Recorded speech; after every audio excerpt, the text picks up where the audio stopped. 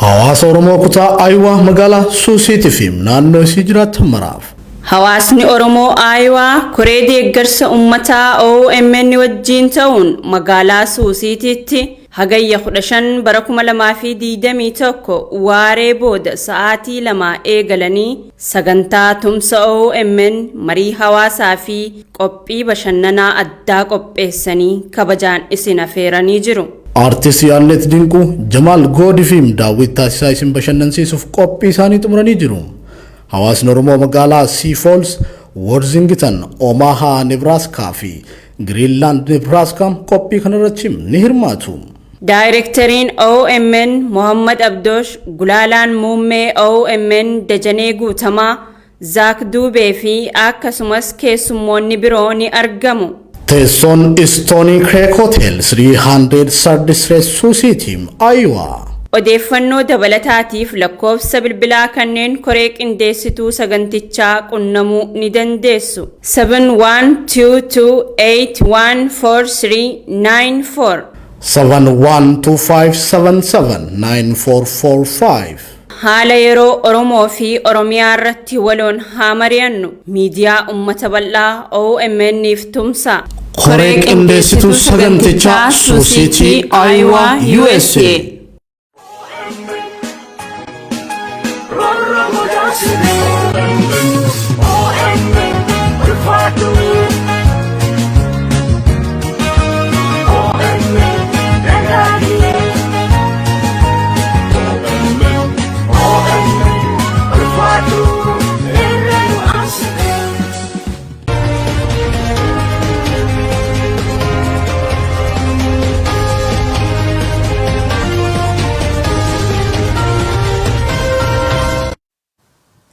Harka fuunee ashamaa daawwattoota keenya addunyaa guutuurraa nu daawwachaa jirtan kun televezyiinii keessan Oromiyaa Miidiyaa Neetwork OMN qophiin immoo qophii addaati. Qophii keenya guyyaa har'aatiin jechuudha.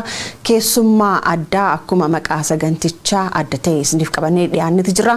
Keessummaan keenya guyyaa har'aa kun eenyu kan jedhu daqiiqaa muraasa booda viidiyoo gabaabduu akka daawwannee walitti deebinaa turtiin keessan ammas nu faana ta'uu isin jenna.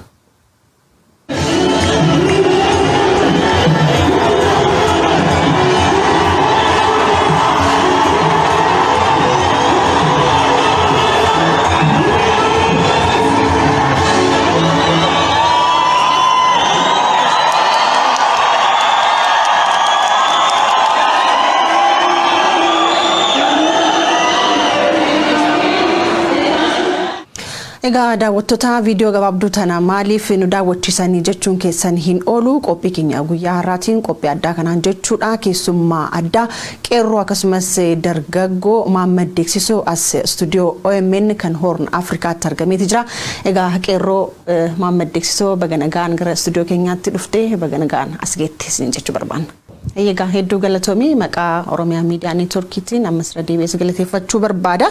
Egaa durattis viidiyoo ati gaafa magaalaa Jimmaa Yuunivarsiitii Jimmaatti guyyaa eebbaa irratti bakka qondaaltonni mootummaa olaanoon bakka maatiin barattoota eebbifamtoota jechuudha hedduun isaanii argamanitti fuulduratti bahuudhaan maayikii mucaa sirbaa ture irraa fuudhuudhaan dhaadannoo uummata keetii rakkoo hawaasni Oromoo keessa jiru hawaasni biras darbee jechuudha. Egaa qondaaltonni Oromoo hedduun isaanii beekamoon isaanii mana hidhaa keessa jiranii maqaa Haacaaluu Kaasteetiin dhaadannoo guddaa dhageessitee turte. Egaa guyyaa sanii guyyaa eebbaa keetii maaltu siyaachise waan akkasii keessa seenuudhaaf mi'achirraa jalqabnu? Egaa galatoomii wanti ati naan jette waan dansaadha. Dhugaadhuma dubbachuudhaaf guyyaa sana irratti murtee akkasii murteessuun baay'ee ulfaata. Sababni isaa maatiin ta'ee firoottan namoonni hedduun guyyaa sana eebbaani malee sagantaa sanaan hin eegu waan ta'eef iyyuu waan akkasii sana gochuun baay'ee ulfaataa ture. Sodaanis ture. Sodaa sana garuu siisteemii mataa koon sodaa sana keessatti dhaqee dhokadhe osoo hin taane sodaa sana fidee of keessatti dhossee waan sana gochuudhaaf kan na kakaase maaliidha jennaan cubbuu uummata Oromoo irratti dalagamaa. Bara dhufaa durbaa cubbuu uummata Oromoo irratti dalagamaa. Hayyuun gara mana hidhaatti guurramaa. Qaxaleen Oromoo karaa irratti ajjeefame haqni qaxalee Oromoo immoo kiisa namoota dhuunfaa seenee taa'a. Inni kun anaan akka gaaf sana godhuuf kan na kakaase isa kanaadha. Egaa akkuma tikaaste guyyaan sun guyyaa eebbaati, guyyaa gammachuuti. Qondaaltonni mootummaa olaanoon pirezidaantii naannoo Oromiyaa dabalatee egaa qondaaltonni olaanoon guguddoon jechuudha kan federaalaallee sagantaa san irratti argamaniiti jirani. Namoonni eegumsaafillee achitti ramadan hedduutu jiran waan ta'eef egaa sodaa of keessaan qabdu ture gaafa waan kana murteessitee gara waltajjiitti deemtu wanti tokko mudachuu danda'a waan gochuu danda'u jettee sodaas keessatti hin uumne. Akkuma silisiin jedhe sodaan hin jira. Garuu sodaa sana dhoksee bira kute akka just like Mandeellaan dubbate ana osoo hin taane kan sodaa keessa dhokadhe sodatu dhufee na keessa dhokate sodaan sun waan na keessatti dhokateef ka'ee dubbadhe wanti ani dubbadhe illee immoo waan hanga kana na sodaachisu miti haqa lafa jirtu du'uun ilmaan Oromoo daba miti soba miti dhugaa lafa jiru kun hidhamuun hayyoota Oromoo soba miti dhugaa lafa jiru kun dhugaa lafa jiru kana gaafachuudha qabaadha kuni gaafii mirgaati wanti na sodaachisu wanti na yakkisiisu tokko illee hin jiru ture kanaaf gaafii mirgaan gaafadhe malee waan addaa waan godhen qabu maaltu na sodaachisa itti qophooftoo deemte moo achumatti si dhufe yaanni sun egaa viidiyoon mataan isaan dubbata itti qophoofte moo hin qophoofne kan jedhu viidiyoomti mataan isaan dubbata akka dansatti torbaan lama oliif erga laayivii ta'uu Jimmaa Yuunivarsiitii laayivii dabarsuu isaa bareen booda mataatti dhukkubsachaa ture dhugaa dubbachuudhaaf naaf milkaa'aa hin milkaa'uu dhugaadhuma Oromoo bira gahaa hin ga'uu wanti jedhu anaaf gaafii ture iiviniif hanga gaafa sana galma seenis gaafa namoonni yookaan immoo eebbifamtoonni guyyaa sanaa riivanii isaanii fuudhanii naannessan ani kan naannessaa ture mataa kiyya keessa wanta kana bifa kamiin milkeessa waan jedhu cufaadha. Akkasuma hiriyoota kiyya guyyaa eebbaatti illee mari'adhee ture waan kana warra waliin eebbifamnu. Isaanis namoonni hedduun yaadicha kana akka gaariitti garuu akkamitti akka milkeessuu dandeenyu irratti dhukkubsachaa turan. Dhumarra dubbiin isaa akka hin babbal'anneef an dhimmichas dhiiseera. Garuma eebbaatti sagantaa eebbaatti deemna jedhee gara sagantaa eebbaa eegalle sagantaa eebbaa keessa seennee osuma teennu egaa akkuma isin argitan dhufnaan an dhiise jedhe malee hin dhiisne waan ta'eef iyyuu ka'ee jedhe kanaaf waan jedhe sana immoo waan mirgaati waan balleesse tokko illee hin qabu qabeenyi bade hin jiru lubbuun namaa bade hin jiru ani lubbuu namaan balleessine qabeenya namaan cabsine gaafii mirgaa gaafadhe akka heerri mootummaa lafa kaa'ee jirutti herri mootummaa yoo dogongoruu baadhe keewwata tokko hanga 29tti hin eeyyamu. Iviniif hanga hiriira nagaatti jechuudha. Kanaaf wanti gaaf sana achi keessatti taa'e sun waanuma heera amma isaan lafa kaa'an kanaan na deeggaru.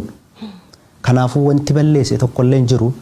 Waan itti yaadu immoo tokko lama walitti eda'ee walirraa hirdhisee yaadeeti kan hojjedhe malee tasaa wanti akkasitti namaa dhufu hin jiru. Egaa Maammed Deeksisoo akkuma jettee wanti hangaafas dubbadhee waan kiyyaa fi miti kan gaafas mormaati ture hawaasni bal'aan uummanni Oromoo gidiraa inni keessa jiru hawaasa bal'aa biraan gahuudhaaf egaa murteessan fudhadhee achi gubbatti ba'ee haasaa kana kan taasisee jetta egaa namoonni tokko tokko immoo komii gaafasitti kaasanis dhagahaati jira komiin isaanii kunis maal inni kun yaada isaati miti ergama dhaaba tokko irraa fudhateetiin waan kana bakka qondaaltonni mootummaa argamanitti dubbatee waan jedhu sitti kaasutti jirani Maammed Deeksisoo kanaaf deebii qabaa laata?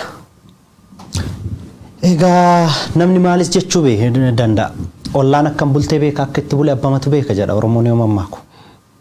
Namni maalis jechuu danda'a. Lubbuudhaan garuu ergama fudhachuu wanti jedhamu hin jiru. Oromummaadhaan hin fudhadha. Wanti kun gatii Oromoodhaaf waan buusu taanaan ani ergama paartii osoo hin taane ergama sammuu koo fudhadhe. Paartiitu natti dhufa. Anaa fi paartiitu wal ta'ee Oromoo ta'a malee Oromoon dhufe paartii fi Maammed hin ta'u. Kanaaf iyyuu ergama Oromummaati malee anka fudhadhe ergama paartii fi Maammed miti. Paartiin dhugaa nama du'ee gaafadhu naan jedhu. Paartiin dhugaa nama hidhamee gaafadhu naan jedhu inni maan gaafatu. Paartiidha miti. Namni kumuu kan beekuu qabu dhugaadha. Dhugaan eenyuunis dubbisuu qabdi. Waanuma dhufaa darbaa paartiif galchina nama dhuunfaaf galchina taanaan eenyu gabbayee waa gaafachuu deemu. namni boru waa gaafatu hin jiru jechuudha. Kanaaf namni ergama paartii fudhate Mahammad jedhu suni gaafa ergama paartii na fudhachiisu sana anatu fudhachiise jedhee natti himu kanaan ala wanti biraan jiru. Mee taatee gaafas yuunivarsiitii Jimmaatti ta'etti siyaa deebisuuti egaati waltajjii irratti baatee dhaadannoo sana dhageessisiiste achi booddee akkuma nuti odeeffannoo qabnus hawaasni bal'aan odeeffannoo qabnutti hawaasni yookaan immoo barattoonni gaafas guyyaa san eebbaaf achitti argamanii turan dabalatee maatiinis ta'ee qondaaltonni mootummaa hawaasni achi keessa ture hedduun isaanii waan ati jette iyyuu dhageenye jedhama feesbuukii gubbaarraa gama sooshaal miidiyaatiin achi booddee akka dhagaanis hin dubbatamee san maaltu ture mee dhugaan jirtu maal fakkaata? Egaa dhugaan jirtu dhugamatti hin dhagahamne haa ta'u hin beekne malee miirri jalqaba osoo waan kanan godhin dura achi keessa ture miira machii ture machii eebbaa. Kanarraa kan hafe gaafa dhandhee gara isteejiitti bahu anis siisteema mataa koof yookaan immoo ergaa kana uummata kiyya biraan gahachuudhaaf jecha waan mataa kootti fayyadame.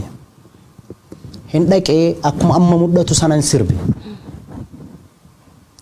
Baay'ee sirbe sana immoo achi booda arge sirba akkamiiti jedhee mucaadhuma sirbaa ture na waliin hidhame waan ta'eef sirba akkamiiti maal sirbite mee irra deebi'i jedhee sirba Xilaahuun ta'u hanga si asin bada. Sana dura garuu harka tumaa turanii yaa turanii rivanii ebbaa olii gadi naannessuu akkasuma lillii gaafsan fudhatanii galan waan taphachuu waan akkasiitu ture machiidhuma eebbaattu ture wanti biraan turre. Namoonni hanga ta'ee warri eebba sana keessatti hirmaatan waan kana beekanii rifataniiru gaafumaan iddoodhaa ka'u nama iviiniif hin deemin naan jedhe jira. Sodaan isaanii maali wanti suni achitti handil ta'ee hafa waan jedhu sodaa waan qabanii fi dhiisi wanti jedhamu wayis ture. Hundaafuu an hin dhaqee akka harma mul'atu sanatti wadhakkaa babballeessanis qaceelaan isteejirraa gara oodiyensitti jijjiirameera. Kaamerichi maal akka isaan baran hin beeku. Warra xiqqoo kaameraan gara duubaatii waraabame immoo mul'isuu danda'a. Hin dhaqee ani yoo dhaqu hin sirbaa ture sirbaan booda immoo hin fuudhee waan jechuu barbaadu hin jedhee jechuudha. Kanarraa kan hafe miira ijoollee keessatti deebi'ee ilaalaa ture. Wadhakkaan akkuma dura sirbutti sirbaa ture. Wadhakkaan immoo miirri isaa jijjiiramaa ture. Ani erga waan sana jedheen booda immoo sa'aatii tokkoof naannoo daqiiqaa 45 akkas deebi'ee hawaasuma keessa eebbifamtootuma gaaf sanaa keessa ture jechuudha. Achi booddee wanti ta'e akka maal ture qaamolee nageenyaatiin fudhatamuu kan keessa achi booddeedha kan nageenye waan ta'eef achi booddee wanti ta'e maal inni nuti amma hawaasni bal'aas dabalatee nutis oduudhuma oduu yookaan immoo namootuma dhiyeenya kan keetti jiran irraa odeeffannoo qabnu malee ati yeroo jalqabaatiif gara miidiyaatti dhuftee kan afgaafii kennaa jirtu waan ta'eef achi booda taateen ta'e maal fakkaatame? Achi booda taateen ta'e taateema Oromoo irratti ta'uun irratti ta'e wanti addaa wanti ta'e hin jiru waanuma Oromoo irratti ta'u. Waan baratamatu irratti ta'e na ukkaamsuuf yaalanii akkasuma dhaadannoo garaagaraa si ajjeefnaa hinduutaa waan jedhamu kanneenumatu ture. Dhugaadhuma achi keessaa akkuma na qabaniin qaamni wayii dhufee bahii as keessaa naan jedha. Lakkin bahuu jedhee mayma taa'ee gaafa eebba xumurree gara balbalaatti gadi bahuun baga gammadde jedhanii namni lamaa tokko afaan Amaaraatiin tokko immoo afaanuma Oromiffaatiin baga gammadde jedhanii na qabatan. Yoo na qabatan an duraa waan dhufu beeka waan ta'eef suuta jedhi nan daddarbitinii si seenaa jedhee itti seene. Gaafa itti seenu federaalaa iddoodhuma buufata isaanii achi keessa jiru wayitti na geessanii jalqaba erga na reebaniin booda fuudhanii gara biraatti na baasan. Inni kun hunduu hangana taanee miti amma kan dubbachuu qaban. Hanga reebamne osoo hin taane waan itti reebamne illee nama nu reebees osoo beeknu hagana reebamne jechuun hin ulfaata. Kanaaf taateen guyyaa sanaa anaaf qaama kiyyaaf gaddas ta'u keessa kiyyatti gammachuu guddaa ture dhugaa dubbachuudhaaf. Maatii kan kee biroo miirri ture maayini egaa maatiin ati mucaan kiyya baratee eebbifamee boru hojii qabatee anas deebi'ee na gargaara jedhanii egaa maatiin hunduma keenya birayyuu wanti akkasii hin jira waan ta'eef guyyaa gammachuu isaaniitti guyyaa gammachuu keetiitti egaa wanti akkasii mudatee maatii kan kee wajjin gammaddee gara manaatti deemuu soo qabdu egaa ati kan deemte gara mana hidhaatti maatii kan kee keessaallee namoonni si wajjin hidhamanis hin jiranii miirri maatii kan kee keessa ture maal fakkaatame? Egaa miirri maatii keessa ture miiruma Oromootiin wal fakkaataadha. Sababni isaa hundattuuyyuu galteedha. Akkuma atamma jette maatiilleen Mahammad gaaf sana eebbifamee dhufa jedhanii sagantaa yookaan waan ta'e wayii qopheessuudha malee kan isaan yaadanii eebbifamee achumaan butamee mana hidhaatti darbatama miti. Oromoon hedduullee gaafa sana akkuma eebbifamaa birootti eebbifamee achi ba'an na eega. Haa ta'uuti taateen guyyaa sana ta'e Oromoollee maatiillee qixuma naasise. Especially ittiin himne akka carraatti na eebbisiisuudhaaf obboleessi kee achi ture jira. Maatii keessaa namni waliin mari'atte hin jiru waa dhimma kana? Nam tokko namni ittiin mari'adhe hin jiru. Maaf goote akkas? Wanti kana godheefi riiskii dhuunfaa koo fudhachuun barbaade. Yeroo hedduu namatti mari'annee argina irraa nama wajji waan goona jennee argina irraa waan wayii har'a dubbanneet borumtaa isaa uffatti argina. Daqiiqaa dubbanne sanaan of duratti argina namoota jaallannu hedduun. Inumaayyuu warroota hojii dubbadheeniyyuu dhiise jedheen. Kun waan boru ijoolleen kunniin hin duune. Ifi maaliif akkas goote naan jennaan du'uu danda'a seenaa naa barreessaa jedhe jiru har'a lubbuudhaan. Du'uu danda'a seenaa naa barreessaa gaafa kana lakki wanti jedhamu keessaa dhufee jennaan isaanuma mataa isaaniitiin iyyuu dhiiseera jedhee sagantaa qopheesse akka dhuunfaa kootti. Sagantaa qopheesse sanaaf Mahammad sagantaa qopheesseera dhiise akka jedhutti hubatan. Maatiinis ta'ee eenyus waan Oromummaadhaaf hin ta'a jedhee anitti amane keessatti dhuunfaa kiyyatti waan fudhachuu qabutti dhuunfatti fudhadha malee maatii nama tokko nuu qabuun barbaadu. Eenyuyyuu akka dhuunfaa isaatti qooda Oromummaa isarraa eeggamu gochuu hin danda'a. Garuu akkuma ammareef jenne eebbifamee nu jijjiiraa maal wanti jedhamu sammuu namaa keessa waan tureef akkana godha odoo jette carraan lubbuudhaan hafuu baay'ee xiqqaadha. Ayyagamee kan maatii haadhis nuti atillee akka dhuunfaa kan keetitti egaa kutaa tokko haga 12tti barattee achi booddee immoo yuunivarsiitii waggaa 3 yookaan immoo waggaa 5 egaa barattee booddeedha guyyaa sanarra kan geette atis akkana ilma tokkootti akka nama tokkootti gara fuulduraatti baradhee fixee waan akkana hojjechuu barbaada jettee abdiin qabaatte miti akka ilma tokkootti atinoo guyyaa eebbaa kan keessan irratti murtee akkana fudhachuuf akkamitti murteessiteme? Egaa dhugaa dubbachuudhaaf biyya Hacaaluu Hundeessaa akka barbaadetti konkolaataa ofii barbaade qabatee keessa hin deemin.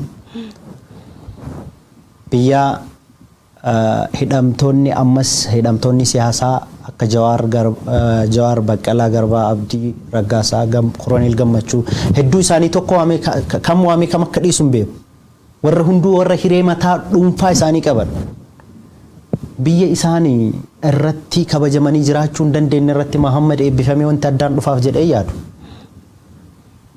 Yookaan immoo har'a nyaadhee har'a buluu miti. Ani kan eebbifamuuf uummata kiyyaaf hojjechuudha taanaan guyyaa sana caalaa haqa uummata kiyyaa dubbachuudhaaf anaaf guyyaan addaa hin jiru. Guyyaanis wanti an godhes wal fakkaataadha waan uummata kiyyaaf barbaachisu hin dalage. Kayyee kanaafuu ittiin gaabbitu jechuudha. Ittiin gaabbu. Egaa achi hidhaatti magaalaa Jimmaa keessatti hidhamtee achi booddee immoo gara magaalaa biraatti geeffamtee boodarra immoo dhiheenyuma kana gara Affaarii mana hidhaa Awaash Malkaa keessaa akka baateedha kan dhageenye. Mee gidiraan mana hidhaa keessatti sirraan qaqqabe maal inni hime? Ulamaan nu kaasuu dandeenya. Egaa gidiraan mana hidhaa ergaa Oromootatti makame kama Oromoota biraatiin wal fakkaataadha. Har'a irratti dhugaa rabbi harkaa nama fuudhuun hin danda'amu nama harkaa garuu nama fuudhuun akka danda'amu uummanni kiyya bal'inaan natti mul'isiiseera. Sagaleellee argadhe. Of bira darbee gaafa namoota sagalee hin qabne yaadu mataan kiyya na dhukkuba. Taateen har'a ta'aaru osoo nama biraatiin ta'e na yaachisu ture. Afaanuma Oromoo si dubbachaa An Oromoodhuma siin jedha. Cancala banatee rasaasa mataa keessa siyaasaa dhaqee harka mana sagaraa kana seenteen dhaqee achi waa nyaadhu. Harkuma mana sagaraa seente kanaan dhaqee waa nyaadhu. Even if rifeensa hin jiraan rifeensa keessatti dhugaa hin jiru lubbuudhaan jiru waan ta'eef haayilaandiidhaan keessaa guurre. Yeroo nuti akkana taanus kan nu laalaaru Oromoodhuma.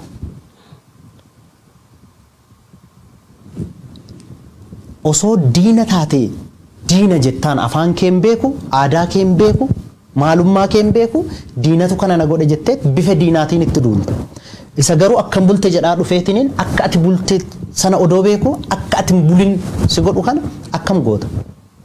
Isa bultii kee jibbu akkam goota Oromoodha garuu. Kanaaf wanti Oromoon mana hidhaa keessatti godhu ka dararamu Oromoo, ka dararu Oromoo, kan agabuu bulu Oromoo, kan quufee dhaabbatee gubbaa akka fedhe ta'aaru amma yeroo kanatti Oromoodha. Kuni waan haaluu qabnu tokko illee hin jiru. Oromoo yoo siin jedhu Oromoo isa haqaaf jiraatu, Oromoo isa ummataaf jiraatu, Oromoo isa Oromoo ta'e miti. Oromoo isa abbaa garaa ta'e, abbaa garaati. Dhiiga namaa lolaasaa, dhiiga namaa lafa nam'isiisaa, even bishaaniin dhiqatii warra namaan jedhan. Ajaa'iba Rabbii an dhugama Rabbii lubbuu akkasii itti dhabnee dhiiga akkasii gatii akkasii itti kaffallee deebinee bakka kana geenne ammas gatii akka kanaan kaffalle jedhee Oromoon tilmaamee hin beeku. Ta'us garuu uummanni keenya wal qabaachuu of qabaachuu qabaataa waan mana hidhaa keessa jiru tokko lamaan dubbadhu osoo jettee siif dubbadhee xumuruu hin danda'u. Yoo carraa argadhe yeroo biraan dubbadha. Waa'ee mana hidhaa keessa jiru jechuudha. Mee akka dhuunfaatti sirra maaltu qaqqabame? Akka dhuunfaatti wanti namarra qaqqabu baay'eedha.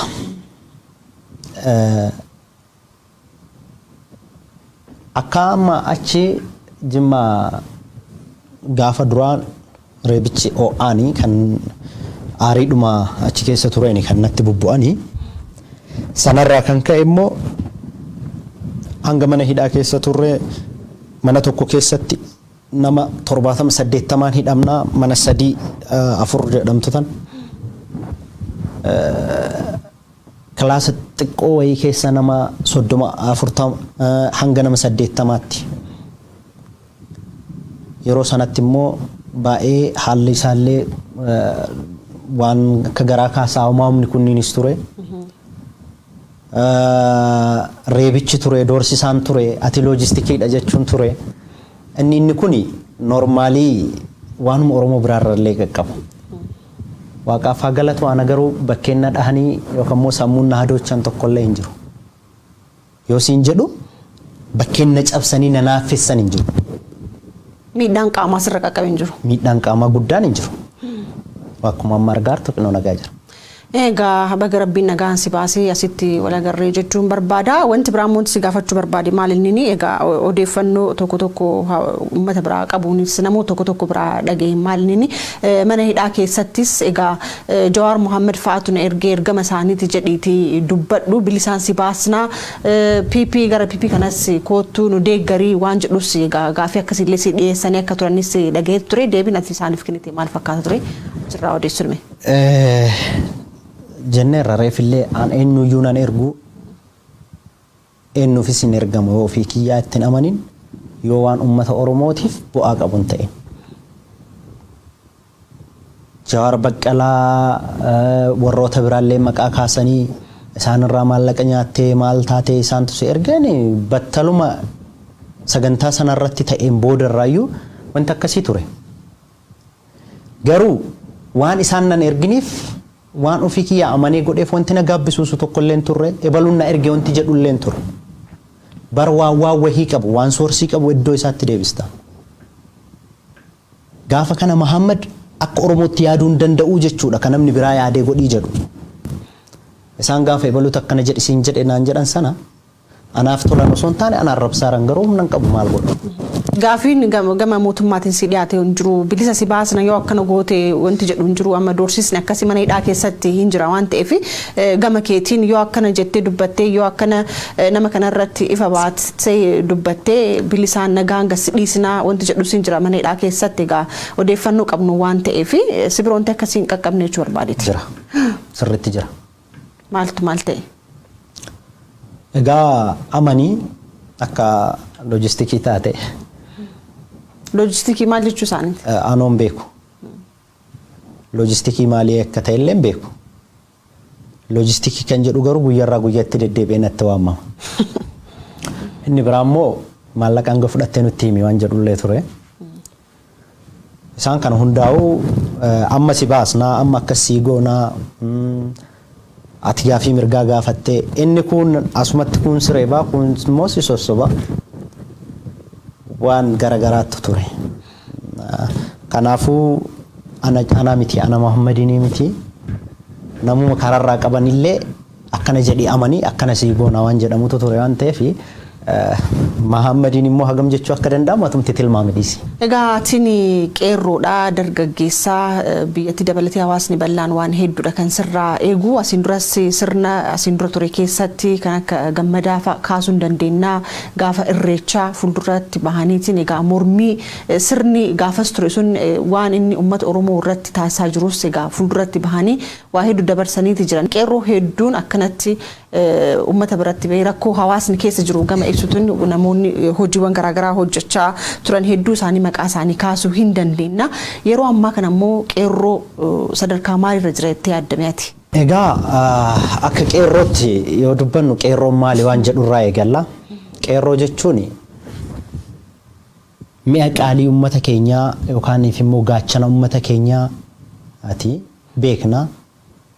Qeerroo fi uummata adda baasuun hin danda'amu. Qeerroo mataa isaatti uummata. Uummanni maalirra jira odoo naan jettee illee gaariidha ture. Qeerroon egaa maqaa dhiyeenya kana nuti arganneedha. Anis amma qeerroodha waan ta'eef akka qeerrootti qeerroon iddoo dhume isaa jira. Irratti hojjetamee sagalee isaa bittinneessuudhaaf yaalamus namoota hedduu hidhanis namoota hedduu ajjeesanis kaayyoon qeerroo isa ganamaa ammas iddoo dhume jira. Qeerroonis iddoo dhume isaa jira. Garuu kallattiin inni har'a ittiin deemaa jiruuf kallattiin kaleessa irra ture maal fakkaata waan jedhu sana yoo taate malee qeerroon jira hin jira sirriitti jira. Anis qeerroodha kaa qeerroon hin jiru jedhanis hin jiruuf hin jedhe jechuudha. Kanaaf qeerroon hin jira. Mee sadarkaa akkamiirra jiraata akkuma jettee kan duraaniitiif kaammaa qeerroon nima jira garuu sadarkaa garaagaraarra jira jettee waan kaastee fi mee garaagarummaan isaa maali inni qeerroon isa ammaa kun sadarkaa akkamiirra jira? Egaa qeerroon isa ammaa kun sadarkaan yaadam xinnoo waan burjaaja'u wayii irra ture amma guutumaan guutuu waan sana keessaa ba'eera. Sababni isaa lafeetti cabsee dhiigeetti lolaasee dhakaadhaan warra dhakaa mootummaan maalii odaa miti kan dhakaan bu'u jedhan firee odaa miti kan dhagaan bu'u jechaa turan dhakaadhumaan buusee fuudhee nama kaleessa dhiige kenna sana lafee kenna sana nu supha jedhu karaa ofii barbaadutti geessee ture. Haa ta'u malee akka manaa dhaaman gabayaan hin bittu akkuma jedhamu sana ta'ullee qeerroon yeroodhaaf sagaleen isaa akka badu akka wanti qeerroo jedhamu sun dhabamuuf wanti hamaan hojjetameera.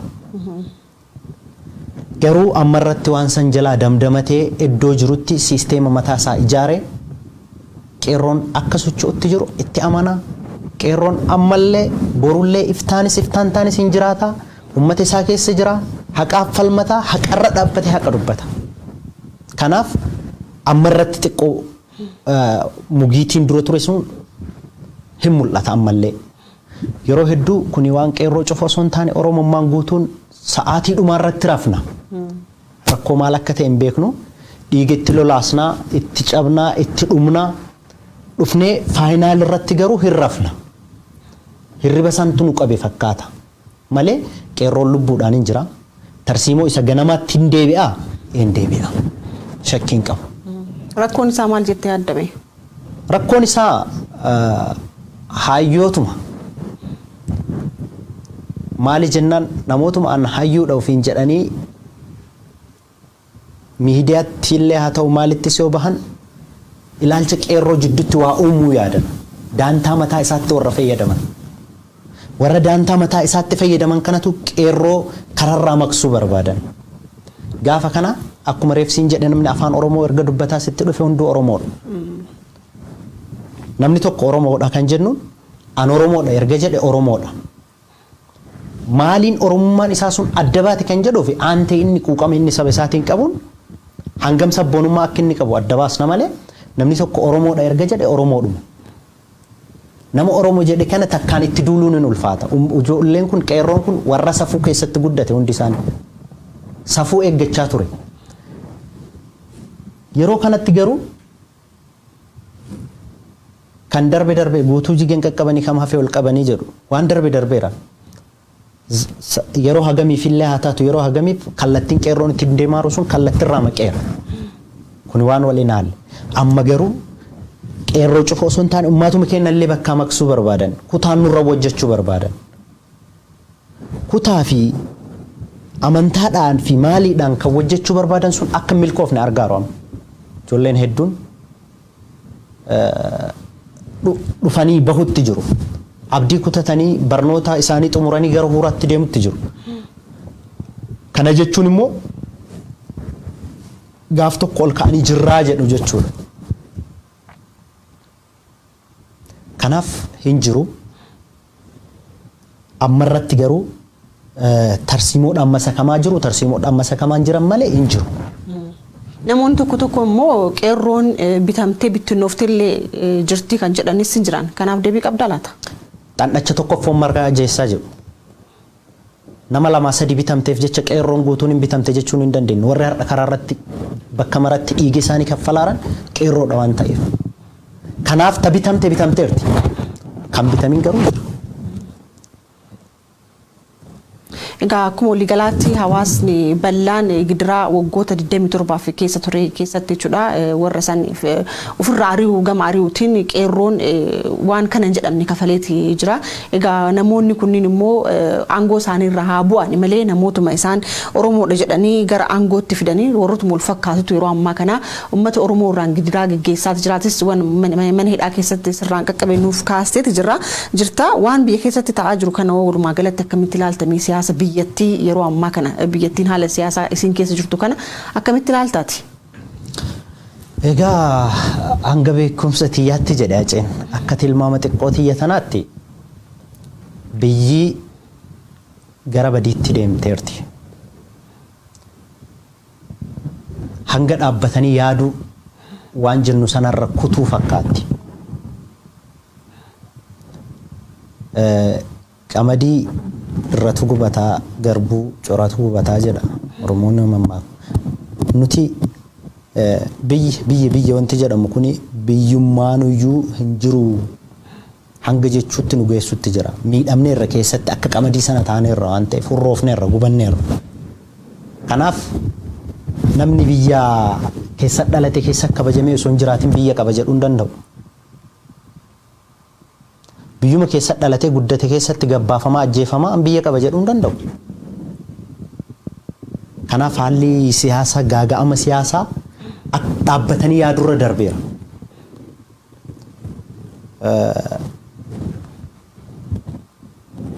Dhugaa dubbachuudhaaf siyaasni biyya keenya maal fakkaata kan jedhuu fi ani ammatti hayyootumaaf dhiisa waan kana. Maal akka fakkaatu maal akka ta'e hayyummaan dhufee haalaalu. Akka lammii tokkootti hoo? An akka lammii tokkootti uummataan siyaasaa rarraafamaa wajjin raafaminaa daantaa keessaniif dhimma keessaniif ganamaa galgalatti dhaabbadhaadha jedhaan. Ani siyaasaan yeroo kanatti itti amanu yookaan immoo paartii yeroo kanatti dhufee uummata kana akkana godha jedhu hin jiru. Uummata abdiin kee uummata irraa malee paartii irra hin jiru. Maamad Deeksoo paartii deeggaru qabaa laata? Hin qabu. Hin qabdu gonkumaayyuu yaaddeen uummata deeggara. Uummata deeggarta. Odoo kun akkana sirratee paartii kanan deeggara jettee wanti yaaddu jira? paartiin uummataa ta'eef gaafii uummataa deebisee jiraannaan paartiin sun ala. Jechuun uummata kiyya. Paartii sana keessa jira.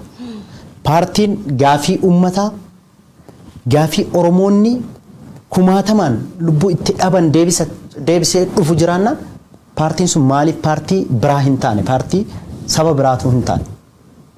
Dantaan Oromoo paartii ittiin kabajamu taanaan paartiin sun paartii an uummata. Gaafa hojjetanii biyya teenya irratti abbaa biyyaa taanee waan silaa argachuu qabnu akka namaatti nama taanee akka namaatti gaafa jiraachuu eegalle waa'een paartii nama yaachisu paartii barbaade seenuu danda'a.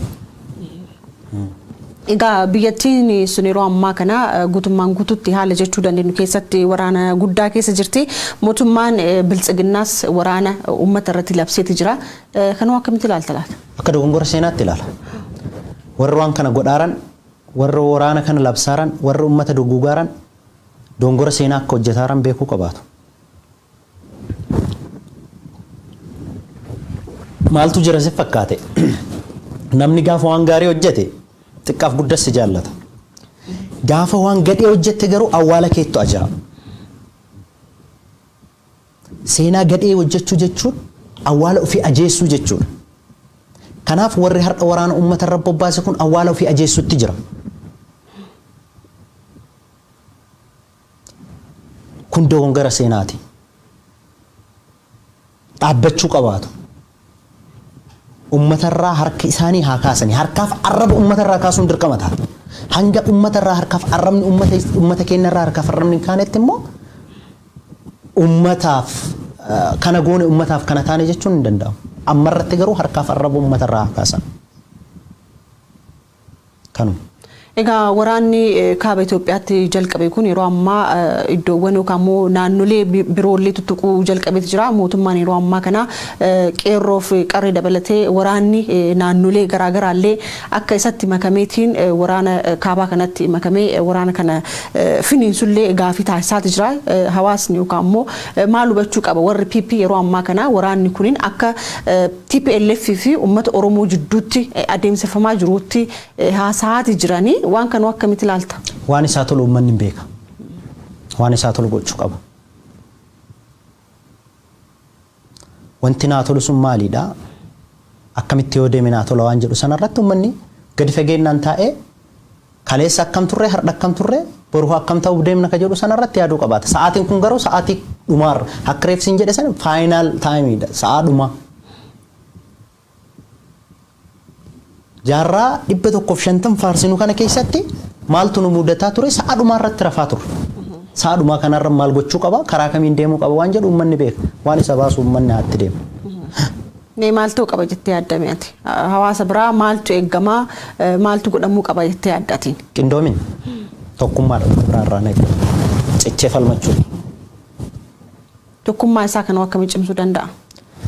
Egaa amma mootummaan jidduu bu'eetiin hawaasa gandaan wal qooduu amantiidhaan wal qooduu akkuma kaastee hin jira waan ta'eef hawaasni tokkummaa ofii akkamitti cimsuu danda'a jettee yaadda yeroo ammaa kana keessatti haala akkanaa keenya keessatti rakkisaan ta'u? Tokkummaa uummata yoo ta'een alatti paartii ta'ee namni dhuunfaa diiguu hin danda'u. Tokkummaa isaa uummata isaatti diigaa uummata isaatti tiffataalle.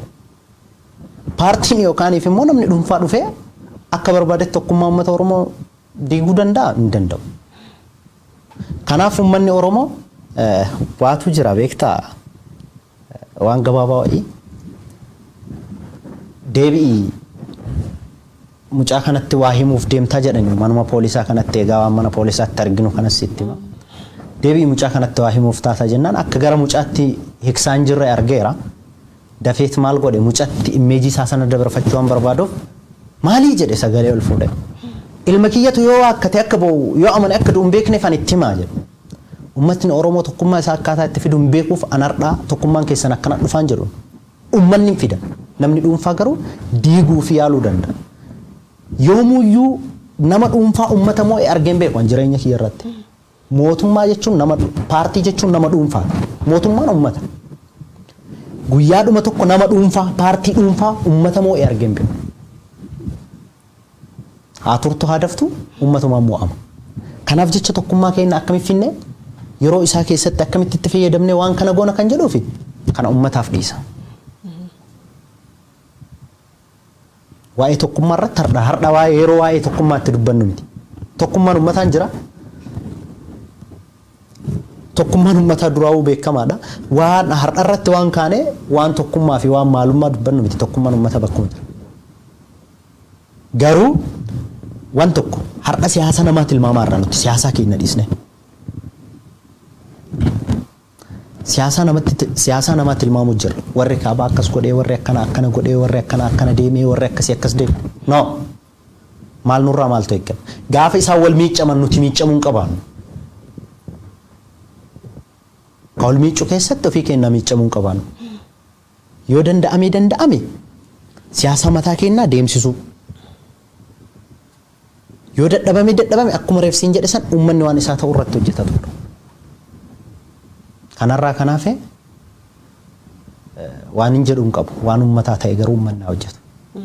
Egaa uummanni Oromoo yeroo ammaa kanallee gatiidhuma jaarraa baroota dheeraadhaaf kafalaa ture ammas kafalaati kan jiru gatii kana hin jedhamne kafalaati kan jiru uummanni Oromoo jijjiiramni eega dhufee booddeellee waggoottan sadan darban keessatti waan asiin dura dhageenyeetu hin beekne waan safuu aadmalee ta'an gochoowwan suukanneessaan hedduun garaagaraa gara Wallaggaa kana kaasuu hin dandeenyaan dargaggoo Amaanu'eel hin yaadatta taanaan addabaabaayii gubbaatti bakka hawaasni bal'aan jirutti baasanii rashananitti akka fakkeenyaatti sana kaasnu malee iddoowwan garaagaraatti haaluma wal fakkaatu jira gidiraa gatii kan hin kafalamne kan hin jedhamnedha uummanni Oromoo kan kafalaatu jiru hawaasni tokko tokko immoo maal jedhanii paartileen siyaasaa Oromoo gatii uummanni Oromoo har'a kafalaa jiru keessatti shoora qabanii waan jedhanis hin kaasan kana maal jetta? Rakkoon har'a akka rakkoo taatee mul'atte tuni waan har'aa miti sirna kanatu sirna impaayiraati. Har'a waggaa dhufaa darbaa boohuun waggaa dhufaa darbaa lafeen keenya cabuun waggaa dhufaa darbaan miidhamuun keenya sababa nuti namarratti xiyyeeffannuuf sirna dhiisne kan diigamuu qabu sirna ta'ee osoo jiru nuti kan diiguu yaallu nama osoo hin taane kan diigamuu qabu sirni kun diigamuu qabaata hanga sirni kun hin diigamnetti akka nama waan wantoon qabne irra dhaabbatee hallayaa yookaan fi laga qilee gubbaa dhaabbatee dardara dubarsaarra dhaabbatee maal fiddan namaan jedhutti nama gamana dhaabbatee jiru jechuudha. Nuti sirni kun diigamuu qabaata. Sirni kun keessatti gatii kaffalleera. Sirni kun nuufis ta'ee warra har'a paartii harkaa qabuuf hin ta'u. Isaan damma saana takkaa harka qabatanii damma gaaguraan barbaannu jechuu jiru. Uummanni Oromoo harkaa qabu damma gaaguraan. Damma saanaa harkatti qabatanii damma gaaguraa kana nyaannu jechuu jiru. Kanaafuu dogongora seenaa hamaa hojjechuutti jiru. Paartileen siyaasaa Oromoo maqaa Oromootiin hundaanuu tokkummaa uummata Oromoo kana kafaluudhaaf uummanni Oromoollee bara baraan gatii akkana akkan kafalleef maal gochuu qaban ture amma booda hoo maaltu ta'uu qaba jetta paartilee siyaasaa Oromoo irraa maaltu eeggama jetta? Uummata Oromootiif qabsaa'uuf paartii baay'isuu osoo hin taane yaada baay'isuu barbaachisa. Paartiin baay'ate bu'aan qabu. Yaadni baay'een garuu uummata Oromoo suphuu danda'a. Amma irratti kan argaarru paartii baay'ate yaadni xiqqaate nama dhugaadhaan uummataaf hojjetu dhabneet nama garaadhaaf hojjetu rakkoon isaa maal akka ta'e beektaa sirna biyya kanaa kanatu iyyuu sirni kun sirna impaayiraati jenneerra mitiire abbaa dhugaa jalaa fagaatee abbaa garaatti dhiyaata kanaaf namuu akka isaa tolutti paartii tolchaa jechuudha paartii tolchuu osoo hin taane waan Oromoo tolu waan Oromoo fakkaatu tolchanii gadi fiduudha. Egaa mee haasawa kan kee kan gaafa eebba yuunivarsiitii Jimmaatti taasistetti haa deebinuuti egaa achirratti maal jettee dubbattee moo sirraa dhageenyu laata meera nuu deebii takka.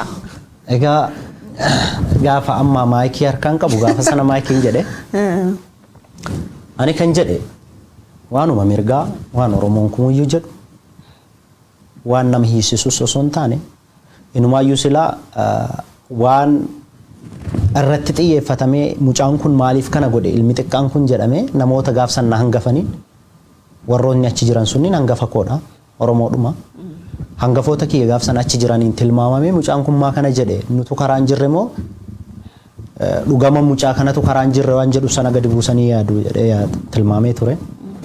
Ani kan jedhe haqxii nama du'ee haa baatu hidhamtoonni siyaasaa hiikamanii Jawaarii fi Baqqalaa Garbaa dabalatee jedhe. Egaa afaan Ingiliffaatiin yoo naan jette immoo mee gara kaameraa kana laaliiti.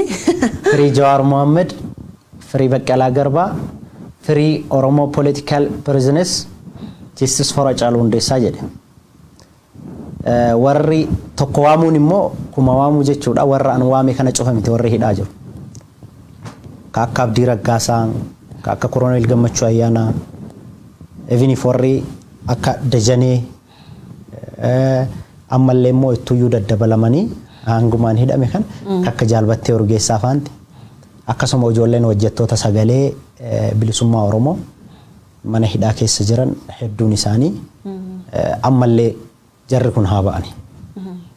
Egaa meeshaan booddeetti deebina amma kan kana si kaaseef maayinii gaafatte keessaa hidhamtoonni siyaasaa haa hiikamanii duuti Haacaaluu akkanatti hafuu hin qabu gumaan isaa haa baatu waan jedhu egaa achi biratti kan kaaste waan ta'eef egaa Jawaar Mohammed qeerroo walitti qabuudhaan hawaasa Oromoo bal'aa kana tokkummaa isaa akka cimsu gama gochuutiin hojiiwwan garaagaraa inni hojjete kaasuun hin danda'ama. Meesiif akka qeerroo tokkootti Jawaar Mohammed eenyuun Jawaar Mohammed dabalatee qabsaa'oonni siyaasa hedduun isaanii manneen hidhaa keessa jiran hiika akkamii siif qabu? Egaa akkuma ati jette Jawaar Mohammed fi fakkaattonni Jawaar Mohammed anaaf Joobiraadha. Joobiraa jechuun immoo nuti qeerroon ilmoo Joobiraati isaan Joobiraadha. Joobiraa jechuun akka risaa, akka rumichaa, akka maalii qe'ee keessa deemee lukkulee fi raqan nyaatu waan inni nyaatu ajjeesee nyaatan beektaa. Ilmoo isaa yoo guddisu akkamitti guddisa jennaan Joobiraan jalqaba yoo guddisu qoree agamsaa kana fidee muree fiixee tabbaa gubbatti kan inni ilmoo horu fiixee tabbaa kana gubbatti fidee ilmoo fi hanqaaqusaa hanqaaqaa jechuudha. Gaafa kana fidee tachirratti erga hanqaaqeen booda hanqaaqu sana dura mana ijaara. Manni inni ijaaru kun qoree agamsaan ijaara. Qoree agamsaa kana keessatti marga gogaa fuudhee keessa naannessa. Sana booda immoo fideet dudda dubarraa kadhee illeetti ajjeesee irraa baasee ka'e itti naannessa. Kana booda baala makkanniisaa yookaan baala babal'aa tokkotu jira. Isa kanniin guuree keessa naqa. Dhalattee gaafa takka yookaan lama bulte baala sana jalaa kaasa. Akka wantoonni ittiin dhagahamne quqquuquu eegalan nyaata waan ta'eef akka ofiin of jabeessuu qabdu itti mul'isiisa.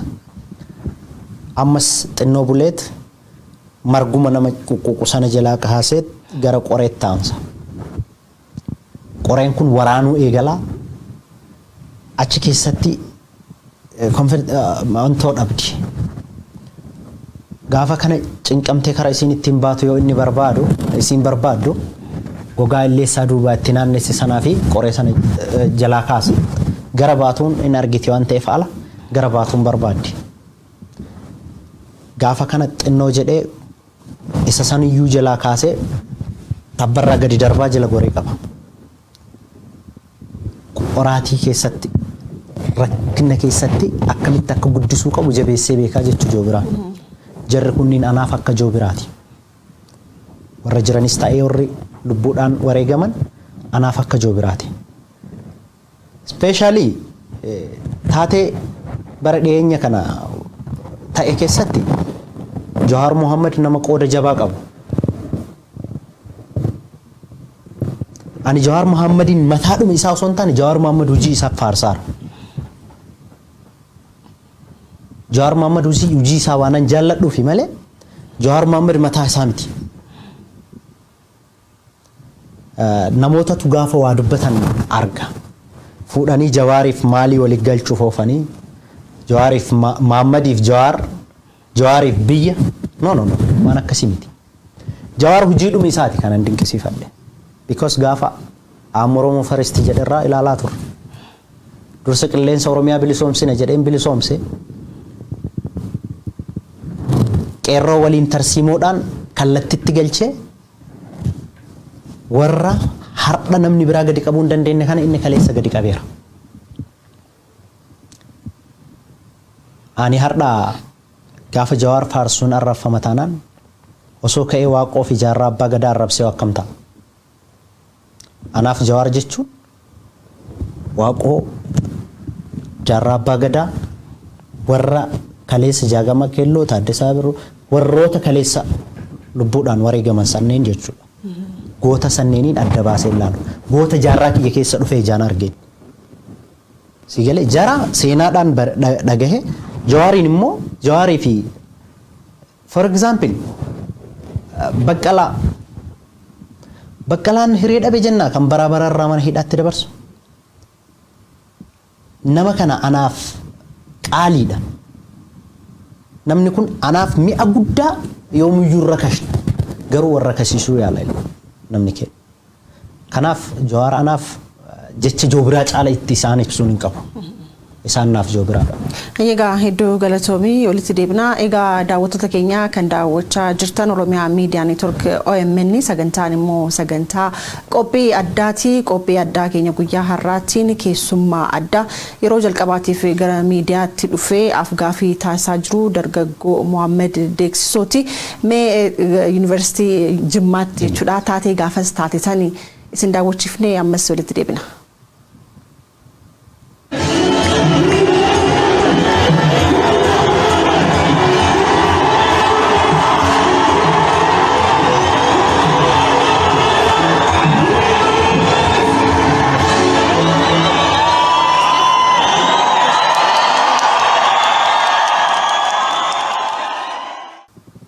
Egaa viidiyoon kun baay'ee gabaabduudha waanuma daqiiqaa tokko olillee hin taanedha.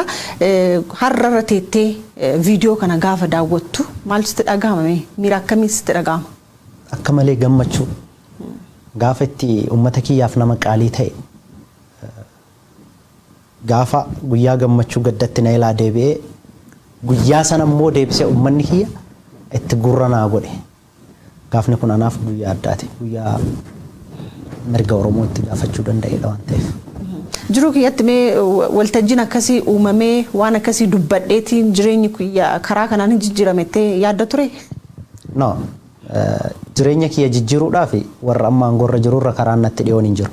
Saba kiyyaaf garuu bifa kanaan hin dubbadha jedhee tilmaamee hin beeku. Bifuma biraatiin wareega kaffaluudhaaf yaaliin kiyya. Bifa kanaan carraa kana waan argadheef anaaf guyyaan kun guyyaa addaati. Egaa hedduu galatoomii dhumarratti immoo egaa biyyattiin yeroo ammaa kana gaaga'ama kana hin jedhamne keessa jirti. Ati egaa akka ilma Oromoo tokkootti akka furmaataatti wanti keettu jira biyyattiin sun gara nageenyaatti akka dhuftuuf rakkoon biyyattii san keessatti mudatee jiru akka furamuuf osoo kun ta'ee yaada furmaata jettee wanti keettu jira. Ammarratti osoo kuni ta'ee kan jedhu hin qabu osoo ta'ee jedhee bira darbeera waan ta'eef. Ammarratti osoo kuni ta'ee osoo hin taane furmaata takkatti qabnutti galuu qabaanna. Furmaanni takkatti hin qabnu sun wal qabachuu fi uf qabaachuudha. Gara wal qabachuuf uf qabachuutti deemuudha malee ammarratti osoo jedhee waan fixeefiyyuu osoon irra deebi'ee osoo kuni ta'ee jedhu hin jiru. Egaa Mohaammed Deeksisoo waan hedduudha sirraa dhaga'uu kan barbaannu sa'aatiin kennallee nu raaggeessa waan ta'eef gaafii takkatti garuu osoo sin gaafattiin bira darbuun barbaadu gaafa mana hidhaa keessa turteetti namoota siyaasaa dabalatee namoota qaroo Oromoo hedduu isaanii mana hidhaa keessatti argitee akka jirtu duratti naaf haasaa turte eenyuunfaa mee argite mana hidhaa keessatti? Haalli isaanii hoo maal fakkaata? Egaa nama mana Oromoo keessa mana hidhaa keessa jiru Oromoo mana hidhaa keessa jiru laakkaanii xumuruun hin ulfaata. Garuu ani inumaayyuu ispeeshaalii nama namoonni beekurra nama namoonni hin beekne kumaatama isaa osoo danda'ee kaasee maqaa isaa natti tola. Ammarratti haa ta'uuti tokko waamuun maramamuudha waan ta'eef namoota mana hidhaa sana keessatti argee fi ispeeshaalii ammallee haalli isaan itti jiran hin beekamne irraa sii kaasa. Battee Urgeessaati. Eessatti argitan? Awaash Malkaasa wal agarree. Koroneel Gammachuu Ayyaanaa Galaanitti wal agarree. Mucaa tokkummaa Margaa jedhamu immoo Jimmatti bakka inni jiru kan hin beekne. Jimma jira baheef hin baane oduun qabu jidduu kana keessa. Namoonni gaafas wajjin Jimmatti hidhamanii bahanii jiran? Gaafas na wajjin hidhaman guyyaa 3 booda bahanii isaan. Akkasuma amma dafee kanan isin jedhu ijoollee sagalee bilisummaa Oromoo tirra hojjetan hin beektaa. Saafaa warra kan hojjetan Malkaa Waaqoo Ibsaa Gadaa Gabbisaa isaan kunniin akkuma jiraniin mana hidhaa jiru. Dr. Gadaan achi jira. Jaal Battee Urgeessaa akkasitti achi jira. Akkasuma Jaal Gurmuu Ayyaanaa achi keessa jira. Geetaachoon achi jira. Koloneel Gammachuu Ayyaanaa. Koloneel Gammachuu Ayyaanaa nama 9 wajji achuma jira. Tiimiin isaa tiimii addaati. Yeroo dura mana Galaan turretti bakka tokko nu hidhanii turanii. Galaan irraa hanga baan immoo Koloneel Gammachuu Ayyaanaa fa'a mana addaa keessatti hidhaa turan. Nuuni fidanii mana hidhaa keessatti walitti kilaasa tokko nu galchanii isaan immoo addatti hidhaa turanii. Amma irratti warra akka Jaal Battee Urgeessaa faanti, warra akka Gadaa faanti, akka Gurmuu Ayyaanaa akkasuma warra ijoollee sagalee saafaa ofii namoota guyyaa sanaaf baay'inni isaanii yaadadhu. Tiimiin isaanii guutumatti gara jiruun beeku kan Koloneel Gammachuu Ayyaanaa dabalatee jechuudha. Kuni sirrii miti. Please isin Oromoodhaa irratti duuluu dhiisaati. Jara kana hiika tamtamaan hiikamuu qabaatu jarra kun hin jedhu. Waan isa dhuma. Sababni isaa Oromummaa isaaniitii alatti waan balleessan hin qaban.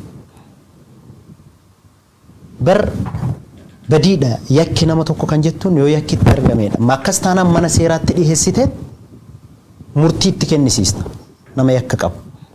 Yakka malee nama oggoruu jechuun dogongora seenaa hojjechuudha. Seenaan isin gaafata. Ilmoo keessanitti darbee seenaan isin gaafata. Jara kanneen dhiisaa. Waan hojjettan illee dhiisaa. Dharraan aangoo isin irraa haa dhaabbatu. Dharraa aangoo dhiisaa. Uummanni keessan dhugaadhuma nuti dooktoriinii mataa kennaa qabna. Sirna gadaa qabna. Dooktoriinii mataa kennaa kanatti haa deebinu. Dharraa aangootiif jettanii namoota kanneen hiraarsuu dararuu dhiisaadha. Ani kan jedhu uummataan ammaatti. Kanaaf namoota mana hidhaa keessa jiran warra sagalee qabanis sagalee hin qabnes baay'ee isaaniitu dararamaaru. Isaanii Rabbiin atamtamaan Rabbi nuuf haa hiiku. Yeroo dhiyoo keessatti akka hiikaman abdii qaba. Kan kanarraa hafe. Egaa barataa turte Yuunivarsiitii Jimmaatiitti maaliidhaan eebbifamte? Barnoota manaajimeentiitiin eebbifame.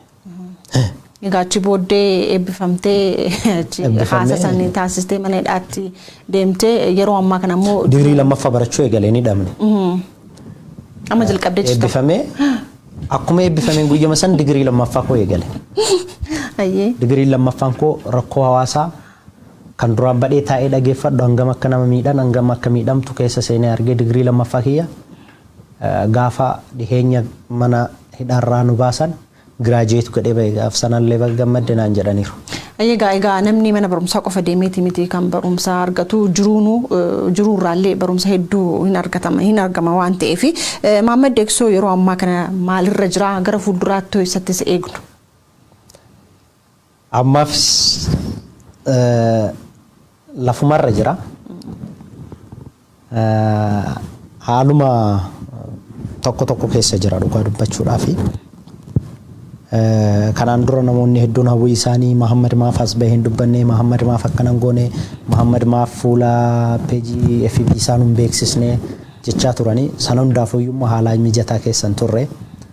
Because mana kiyya ilaalii mana kee horasii jedha Oromoon mana kiyya ilaalii kee balleessi jechuudha yoo balleessuu irratti akkas haala itti jirru laalleetiin waan kana waan gochuu dadhabneef wal tilmaamuun nun dhibu. Ammallee an kan jedhuun uummataan ani Mahammad bakkuma durii jira bakkuma uummanni itti na beekan sana jira. Waan sanarraa hafe gara fuulduraatti illee ammarratti illee ani hanga danda'uun hanga lubbuun tiyya jirtuun waan uummataa godhuu danda'u godhuu kanu. Egaa hedduu galatoomii dhumarratti carraa si kennaa namoonni galateeffachuu barbaadu yoo jiraates wanti immoo osoo hin tuqin darbuun barbaadu jettu yoo jiraate amma waltajjiin kan keeti. Egaa wanti an dhumarratti jechuun barbaadu uummata kiyyaan hin burjaaja'inaa jechuu barbaada. Bara dhufaa darbaanuu sobu kanarratti hin burjaaja'inaa jabaadhaa dhugaadhuma rabbiitti wanti tokkoon isin gootan qabsoon isin sagaleedhaan gootan diina biratti rasaasa. Sagalee keessan isa rasaasa caala nama sodaachisu sana ammallee sagalee walii ta'a fidaa waliin jedha ummata kiyya bofana liqimsee afaan waliddeeffachuuf jedhu harkaa na baaseen galanni keessan bilisummaa haa ta'u ulfaadhaa guddadhaa horaa bulaa jechuu barbaada. Egaa anullee hedduu sigalateeffannaa egaa dursa miidiyaa hangafaa uummata Oromoo kan ta'e Oromiyaa Miidiyaa Neetwork OMN fi afgaaffii kennuu kan qabu jettee as istuudiyoo kana irratti jechuudha afgaaffii kana waan nu wajjin taasifteef maqaa dhaabbatichaatiin hedduu galatoomsin jedha. Galatoomaa. Egaa daawwattoota keenya qophii addaa guyyaa har'aatiin keessummaa addaa dargaggoo Mohaammed Deeksisoo asitti isiniif qabannee dhiyaannee turre. Egaa turtii isa wajjin taasisneen bu'aa bahii inni keessa dabarsee mana hidhaa keessatti gidiraawwan isarra qaqqabaa turan maal fakkaatanii uummanni Oromoo yeroo ammaa kana maal keessa jira furmaanni ta'uu qabdu maalinni paartilee siyaasaa Oromoo irraa maaltu eeggama kan jedhuu fi gaaffiiwwan garaagaraa isaaf kaasee ture innis immoo bal'iseetiin deebii kenneeti jira.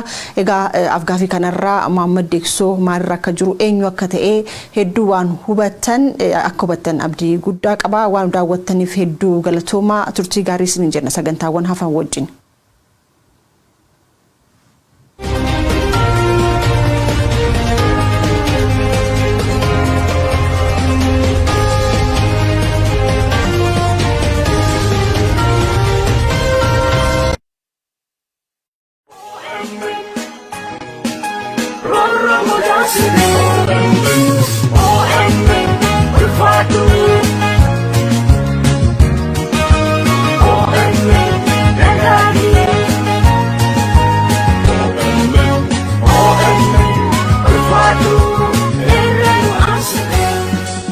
Hawaasa Oromoo kutaa Ayiwaa magaalaa Suusiitii fi naannoo isii jiraatan maraaf.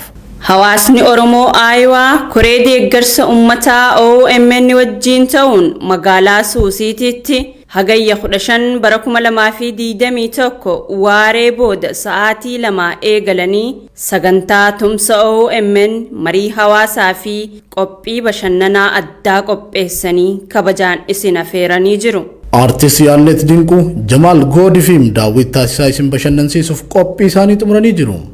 Hawaasni Oromoo magaalaa Sioux Falls, Worthington, Omaha, Nebraska fi Greenland, Nebraska qophii kanarratti ni hirmaatu. Daayireekteriin OMN Mohammad Abdoosh, Gulaalaan Muummee OMN Dajanee Guutamaa, Zaak Duubee fi akkasumas keessummoonni biroo ni argamu.